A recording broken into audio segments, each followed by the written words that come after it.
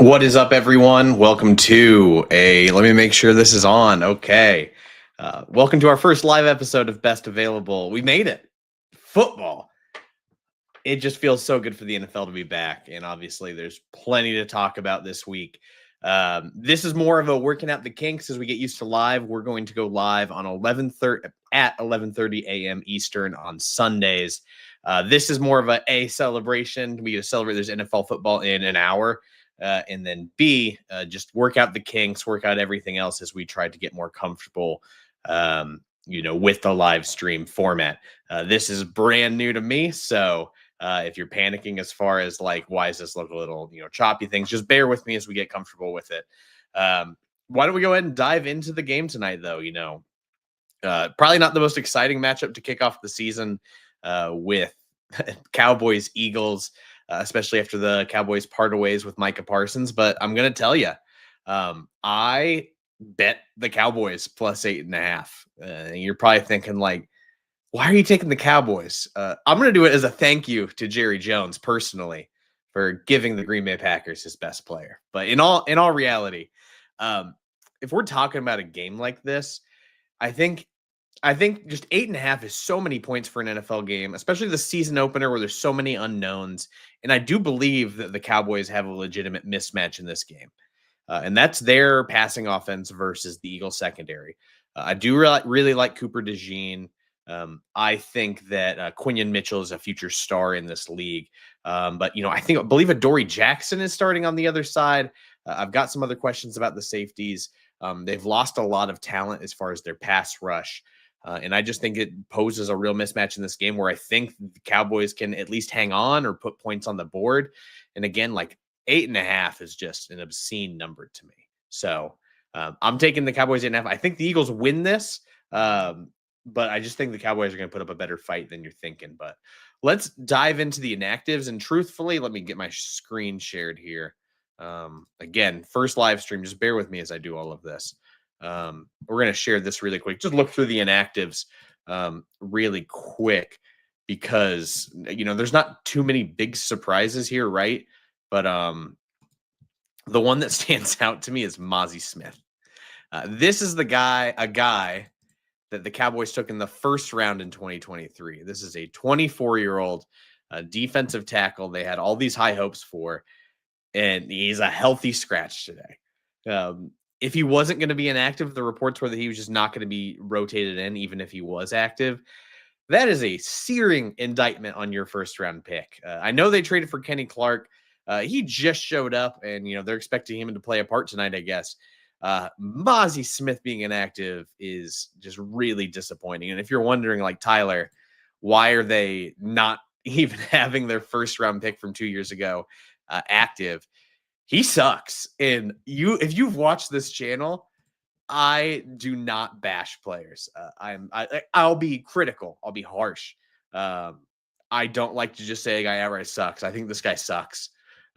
Michigan player. I don't think he put a ton on film that really impressed me besides like, oh, he's 6'3", he's 340 pounds.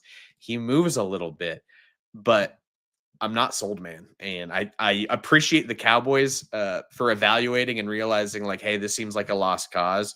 I'm looking at his numbers right now. I can go ahead and switch over to this. One moment as we do this. Again, this is test live stream. Don't get mad at me. We're working out all the kinks today. Share here. Here we go. If we're looking at his PFF page, and again, huge grain of salt with PFF. Like I got buddies that work there, and like I appreciate so much of what they do. I'm going to disagree on grades from time to time, but they still provide valuable information. And if we're looking at pressures down here at the bottom, you cannot be an NFL player and have 16 pressures in a single season. See down here. Hopefully it's not too blurry for you guys. He has 8 pressures and 8 pressures over 2 seasons. Like that is just not going to get the job done as a pass rusher. It says 3 sacks, but like it's his run defense. I'm going to flip to some film for you guys. We're going to see if this works. I have not tried running NFL Pro on the live stream yet. But I would just want to show you what we're looking at when it comes to Mozzie, because there's a reason he's not playing tonight. Let me get this switched for you. Again, going to keep saying it. Test. If you have questions, let me know in the chat. Appreciate Chris, the casual, getting hyped up about the live stream. That's awesome. Thank you for your support. Appreciate everyone for watching as well. Let me get over to NFL Pro. Let's watch some film. See if this works for you guys. All right, we got film. So Mozzie Smith is number 58. I'm watching just his lowest graded game by PFF. Just thought it would be an easy way to show it. We got here number 58 near the center. All right, he's holding the reach block. Okay, he's getting extended. He's getting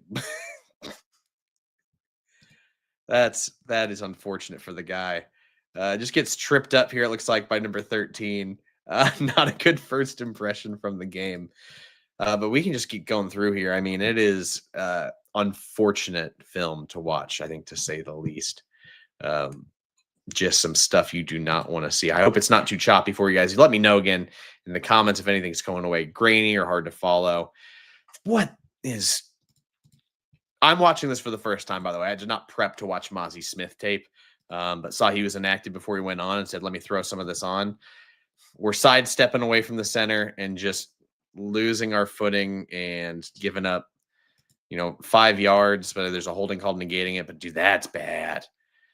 Sidestepping, you got to know, the offensive line's not going to stand still just because you're trying to cut a gap over. I don't love watching that. I don't know how many I'm going to go through, but the first two have made me laugh. So let's just see if we can see anything good. I feel bad, but I'm just blown away by a first round pick from 2 years ago being inactive tonight. Just seems like a big storyline. So we're watching here. That's fine. There's nothing there. Getting double team, not much of a pocket pusher.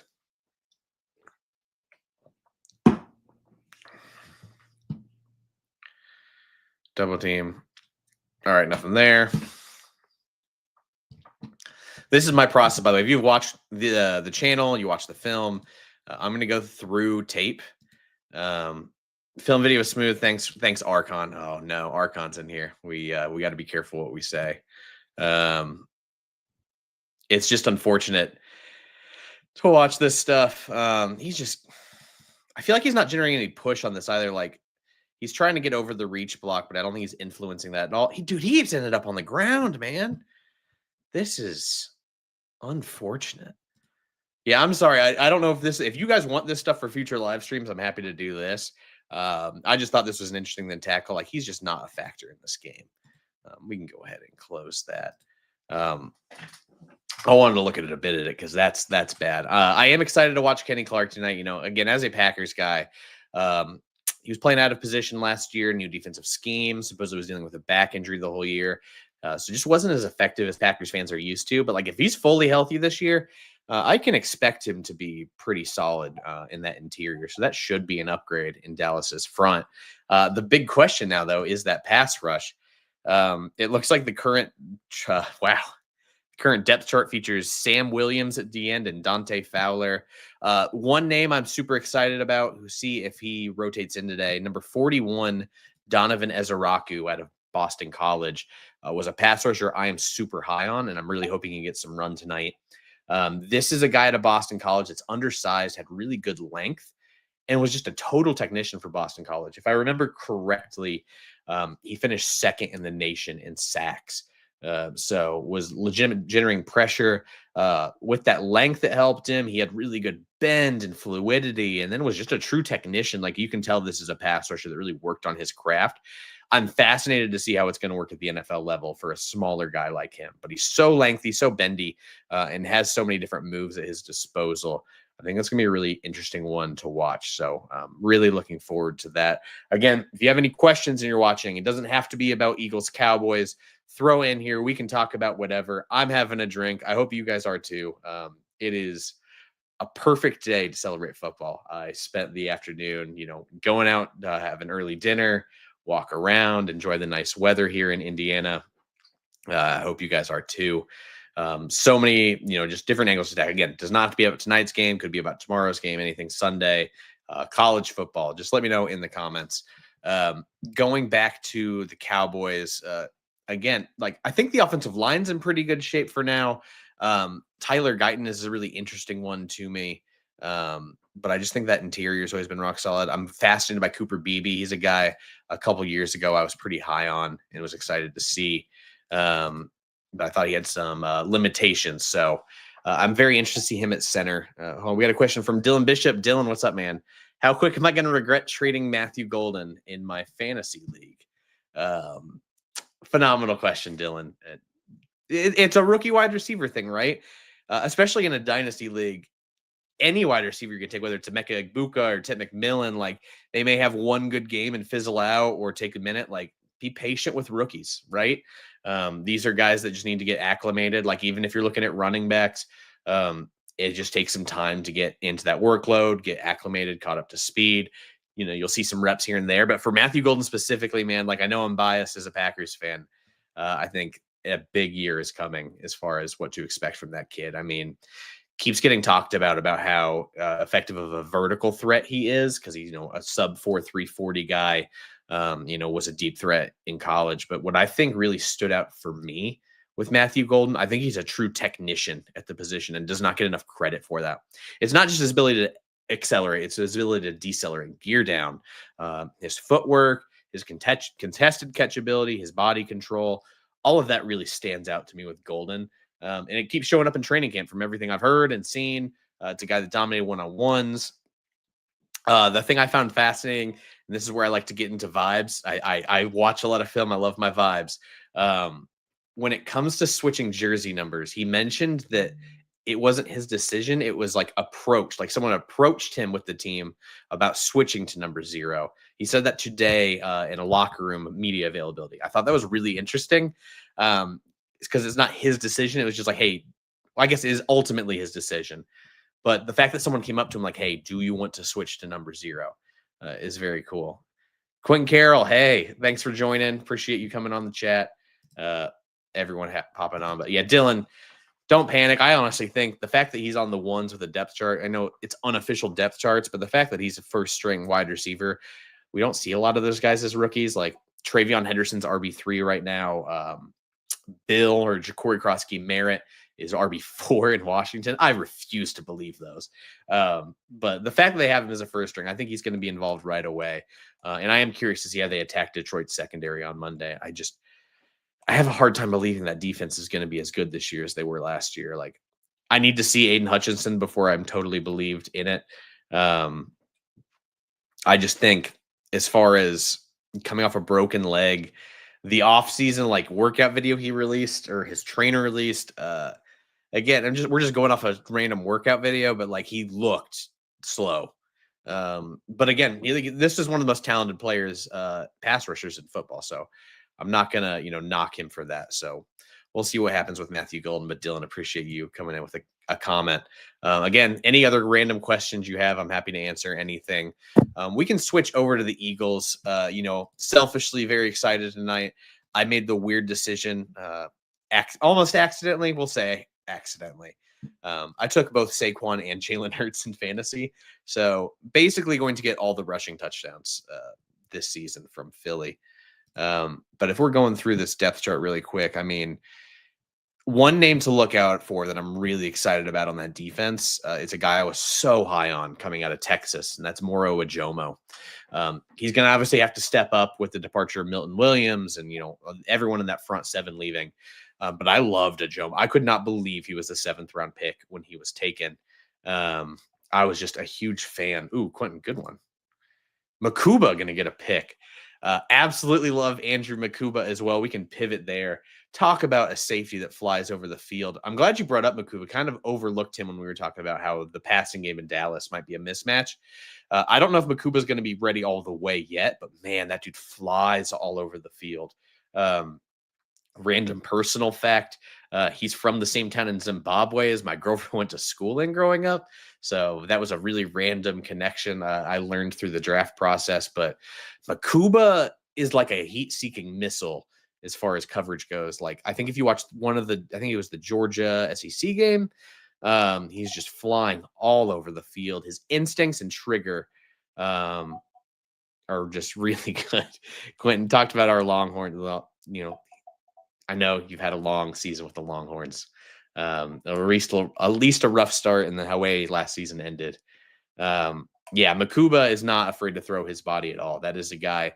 Uh, my favorite safeties are the undersized ones who are fearless, and he checks that box. One of my all-time favorite draft evals that I feel like I just nailed. Like I was like, I don't care what you say. This is a first-round prospect. He's gonna be a star in this league. Was Buda Baker coming out of Washington, and there's some similarities. I think Buda maybe a bit more versatile. Where I think Makuba's more of a sideline to sideline rangy safety. But Makuba is not afraid to hit either. I think that could be, if you were talking upside with Makuba, like Buda Baker is a guy I feel like, can bring a lot of special teams value there. And then, be that rangy safety that can go in a couple different directions. So really interested to see that. Back to Ajoma, though, another Texas guy. I just thought he was so dominant at the point of attack. And it felt like a guy that was like kind of scratching the surface of what he could be. Like there were a lot of physical tools, but a guy from, some of the things, if I recall, I had been told from, people on the inside. I don't believe he was like really. I'm trying to remember the exact story. I should probably just avoid it to avoid any misinformation. I don't want to be that guy, but it's just someone I felt like was scratching the surface of what he could be. So very interested to see what he can do, because Jalen Carter is going to take a lot of pressure off of him in the interior, and I genuinely hope he gets a large role tonight. It's another guy I'm going to be taking a close eye on. And if you want to watch a Jomo tonight, that is number 97 on the Eagles defense. So excited to see what he can do. Jihad Campbell, the first round pick at Mike linebacker, number 30 is I don't love the vibes there.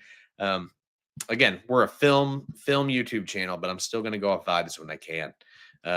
So we're going to take a long, hard look at Jihad Campbell tonight. Missed a lot of the offseason with a shoulder injury.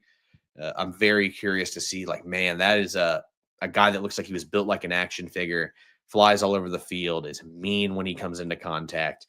That's exactly what you want in the middle of your defense. And that paired with Zach Bond with Vic Fangio is a very, very fun combination.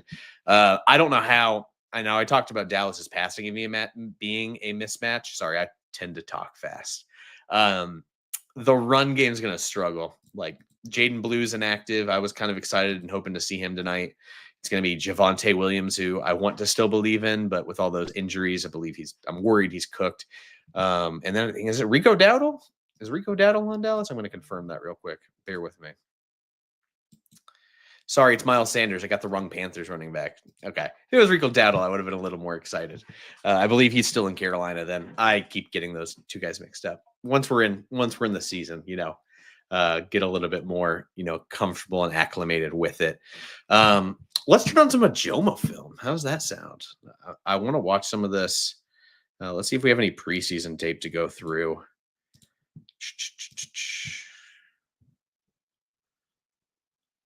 Live stream. I'll get quicker with this as we do more of these, I promise.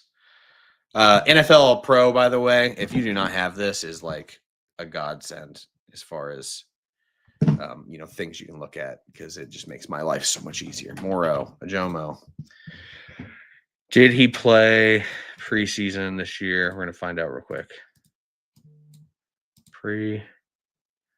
No results.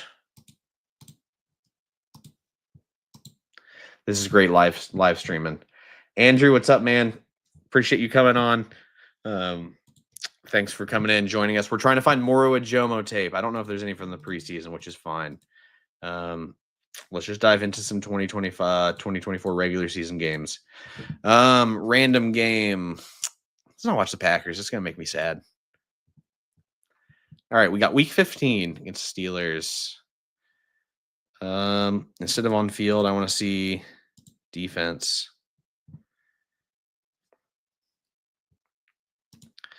It's going to find plays where it says he was involved in it so we can get a little bit of a look at him.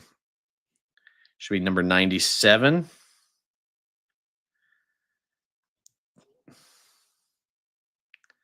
Got a broken tackle there. I'm looking at Kobe Dean. Is that Ajomo right there over the guard? Because that's pretty nice. We like that. What's up, Kyle? Thanks for coming on, man. Oh, Kyle. Oh, man. Yeah, so ready. Like, we've been waiting for this. I'm trying to find some legitimate disruptive Ajomo stuff because, man, I think some of the highs for this kid are really high. Looks like we have him over the right guard here. Says he's involved in here. Explosive at the point of attack, disengages off that. It's 4 yards downfield. He gets to. You don't love to see him get displaced here, but I like him being able to swim over and recover and try and make a play on that. I think his feet are a little crossed here. I don't think he has a wide base on it, so don't love that. But again, the fact he's able to swim over there is nice. Man, I just wish we had more. It's nice that we can scan through this so fast, but this is a guy that was a rotational player last year that's going to have a bigger role this year, and we're just hoping to see more of it. Just trying to scan through this really quick. I know, great live streaming, right? We'll be better prepared next time. Don't have a ton on here, so I think we're just going to skip it for now. Apologies, but close out of that. Let's say Jomo cooked these car salesmen on the Chiefs during the Super Bowl. Oh, all right. Let's play the Super Bowl then. I kind of forgot about that. It was such a utterly dominant performance that it's kind of easy to forget just how ugly things got so fast. There he is over the left guard.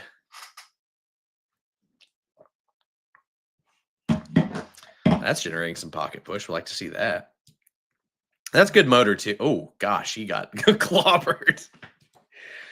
Oh man, Quentin, man, you having me trying to get your boy embarrassed out here? I know you're a Texas fan. You're just trying to see him get crunched. Oh man. Oh, I'm so sorry. I'm not sharing it. We will reshare that. Apologies. Again, this is the test one. You guys can't get mad. This is the prep for Sunday, right? It's the rule. Everyone knows the rule, right? You know the rule. Just making sure. All right, let's play it. Watching a Jomo get crunched here over the left guard. He's here. Like he's technically collapsing the pocket while getting himself collapsed. Poor guy, but helped with the sack, I guess. We'll take that one. Looks like he's just left of the center from where we're over the left guard or inside shade. Swim over again. Not a lot there.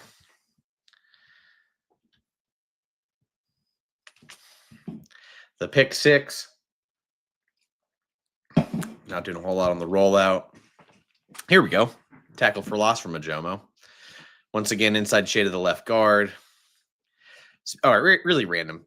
I'm really excited for Isaiah Pacheco to be back and hopefully healthy because I just love the way that guy runs.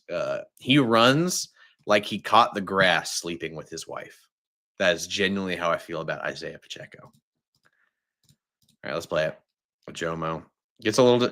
That's the one thing I keep noticing. Like, I think he's got to be more comfortable at that point of attack because he can get displaced pretty easily. But I just love his motor and like his ability to disengage even when he gets beat. Like, that's some good stuff. Just like the effort there. That's a nice play by him, even though it doesn't start great. And I think that's some of the stuff that stood out in Texas, right? Like not everything's always pretty, but like he plays with his hair on fire. My question is, does he handle a full workload at the NFL level? That'll be really interesting to see. But again, good name to watch tonight. Let's see if we can find one more good one before we move on. Just going to scan through here. 8 yards, maybe. That's all we got. I was hoping to see his name a few more times here, but I'm sure there's pressures. I'm just trying to skim through this really fast. Once again, over the left guard.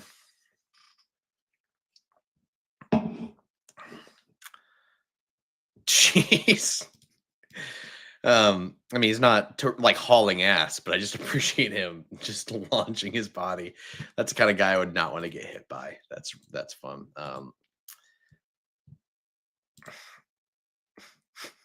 It is a crazy description. I'm assuming this is regarding Isaiah Pacheco. I do not apologize for it. Tell me that's not right. What time is it? It's 7:55. I'm going to call it now. This is more of a test than anything. So thank you for watching. I'm going to have a video out tomorrow on Lenora Sellers. Really excited about that. When I watched the tape today from week 1, I love my big, mobile, strong-armed quarterbacks because I fell in love with AR. I loved Milroe. I think he's my QB2.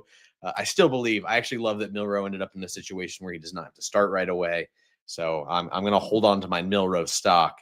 But we'll see what happens. Like I'm Big fan of Sellers from what I've seen. So it's not perfect. It'll be a fun breakdown. Him and Nick Harbor are a crazy combo. So we'll watch that. Not all perfect. And I think that's one of the things I like to do on these breakdowns.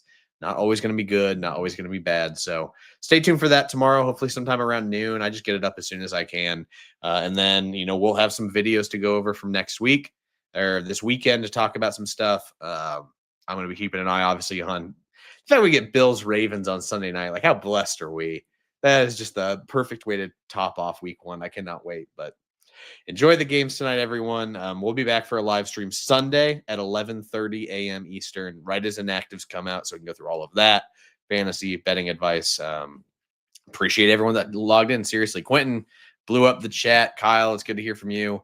Dylan, thanks for your question. Andrew, thanks to everybody, and we'll be back on Sunday for another live stream. Take care.